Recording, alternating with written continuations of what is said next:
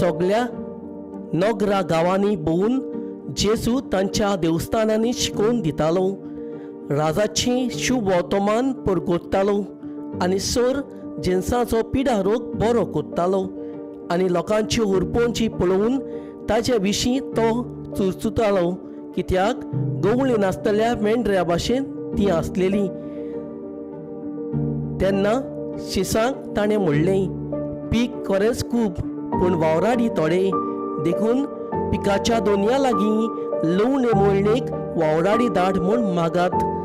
आपल्या 12 शिसांक आपोवन हाडून जेजून तांकां मेल्या आत्म्याचेर अधिकार दिलो आनी देंवचार काडूंक आनी सगळे जिन्साचो पिडा रोग बरो करूंक तांकां पदवी दिली.